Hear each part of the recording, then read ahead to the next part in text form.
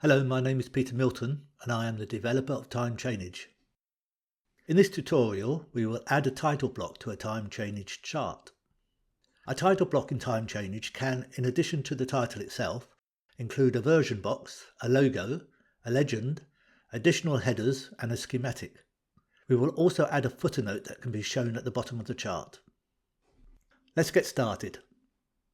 I have a project open in TimeChainage which we can use for this demonstration. The project consists of 4 shafts and 3 tunnel drives for a fictional sewage scheme. A layout has been created and the chart has been formatted. We now want to add a title block to this layout so we can print and distribute the chart. We create our title block in the headers dialog. We can access it either from the main form we are in now or from the print preview. To access it from here, we go to the Format menu and select Headers. However, the title block cannot be seen in the main form, so instead we will go over to the Print preview and access it from there. We go to the File menu and select Print preview. Then we just click on the Headers button in the toolbar to open the dialog.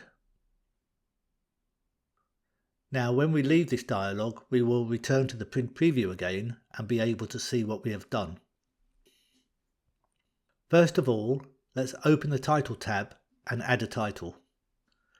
You can have up to 3 rows of text in the title, and each row can have its own font. You can also have some additional information displayed above the title. For title line 1, I shall type in title block example.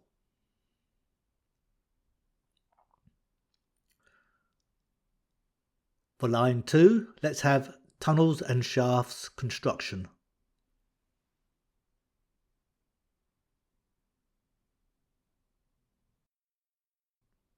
And for line 3, we will add construction program.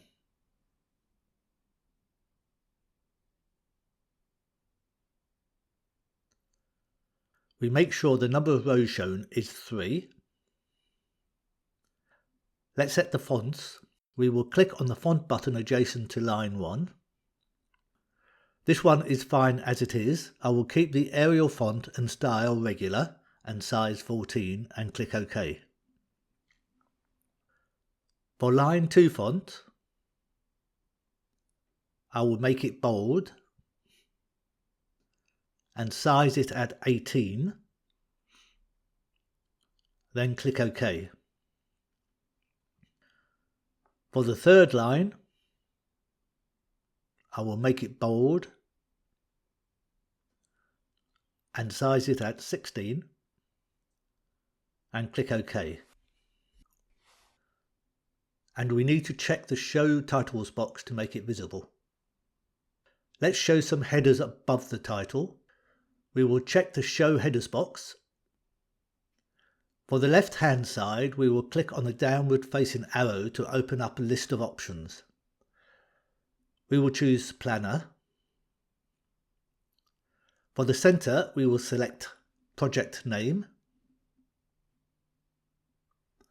And for the right-hand side, we will select Print Date. The Planner and Project Name are set in the project preferences and should be one of the first things that you do when creating a new project in TimeChainage. We can see what the title block will look like by pressing the OK button, which applies the settings and returns to the print preview. As you can see, we have a header section at the top plus a title. Let's add some more items to the title block. We click on the Headers button and let's open the Legend tab next. We can show a legend on the right hand side of the title block and it has a few options. First, we need to check the Show Legend tick box. The box under it, called Include Actuals, is used when we have actual activities.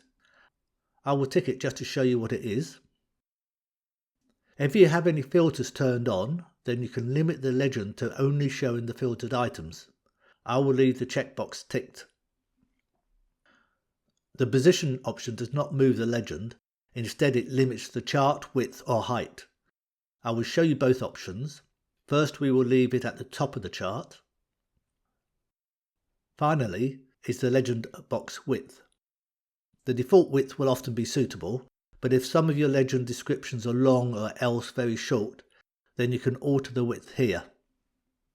We will try a setting of 8 cm first because we have the actuals being shown. Let's press OK to see the legend. We now have a legend on the right side of the title block, and the chart extends under the legend. The line styles for both planned and actual activities are shown. Although this project does have actual activities, this layout is just showing the plan, so we don't need to show the actual line styles. We will return to the headers dialog, and we will uncheck the Include Actuals box. We will also uncheck the Only Show Filtered Items tick box. We will change the position to right side of chart. We will also change the legend width back to 5 cm. Now we will click the OK button. With the full listing option, there are now more legend items, and it makes sense to have the legend run down the side of the chart. The legend width is fine as all the text fits nicely. Let's return to the headers dialog. We will check the Only Show Filtered Items and position the legend above the chart. Next, we will add a logo. So we open the Logo tab. We press the Import button to select our file. Then we navigate to where our file is. Mine is on the desktop. Then select the file we want. Note the file has to be in JPEG or Windows bitmap format. Then click Open. Note the file name and path is shown. We then need to check the Show Logo tick box. If at any time you want to clear a selection, then press the Reset button. Next, we need to say what size we want to have for the logo. If we keep the Keep Aspect Ratio control ticked, then we can enter either a width or a height. I will enter 3 cm for the width, and the height is adjusted automatically to suit.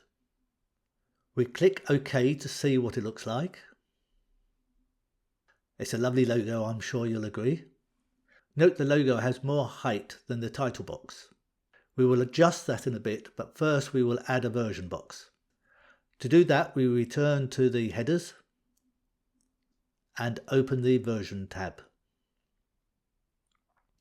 Here we can have up to 5 rows of information, and each row is customizable.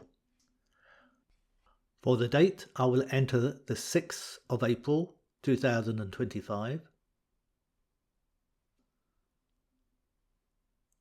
I will change ref to program ref.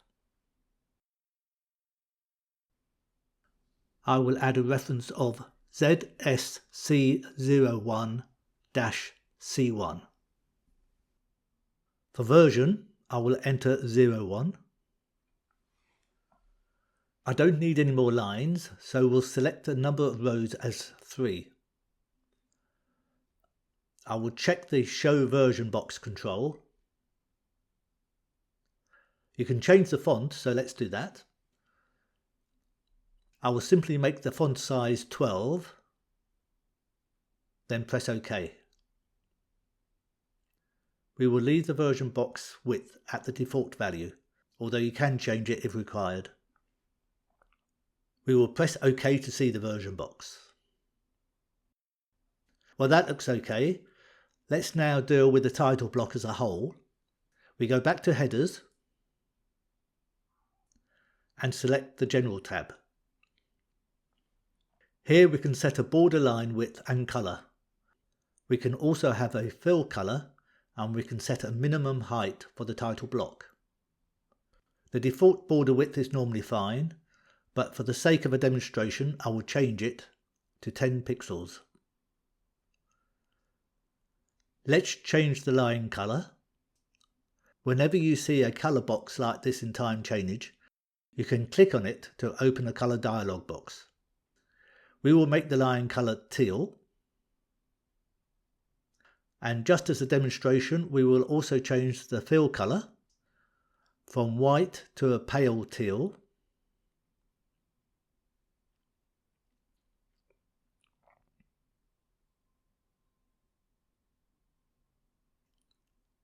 Our logo was set at 3 centimeters high, so we want the title block as a whole to be at least 3 centimeters high. We will enter 3 centimeters for the height. Before we look at the changes, we will add a footer, so we select the footer tab. Here there is just a one option. We can show the unit of distance if we declared one in the project preferences. I will check the tick box to show the unit. Now we click the OK button to see the changes. Now our title block has a teal border and a pale teal fill colour. The title block is 3 centimeters high right across except for the legend. There is also a footer showing the unit of chainage. In this case it's linear meters. Let's add a teal background around the whole chart to match the title block.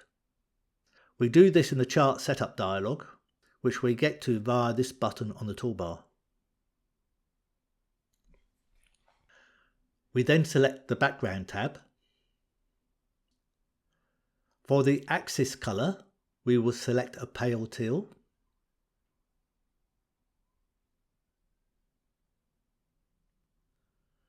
Then we click OK to dismiss the dialog. The final item we can add is a schematic across the top of the chart. We go back to the headers dialog. Then we select the schematic tab. First we select the height of the schematic and I will enter 3 centimeters.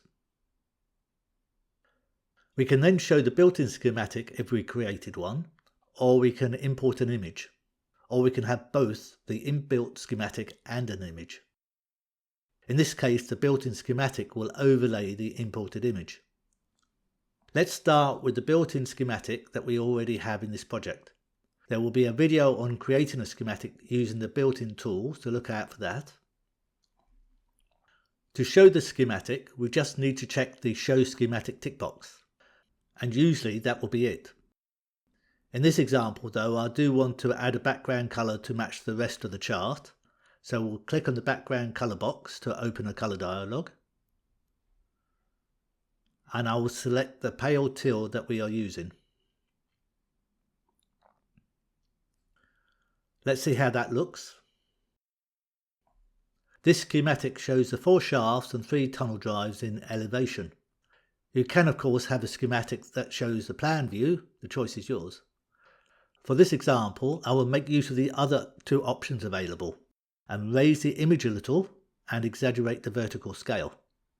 Let's return to the headers dialog.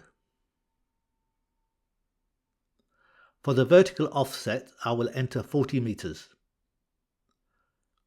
This will move the entire schematic upwards a bit. And for the relative scale, I will enter 1 vertical to 0.5 horizontal. This control only affects the vertical scale and will have the effect of doubling all of the vertical dimensions. I will click OK.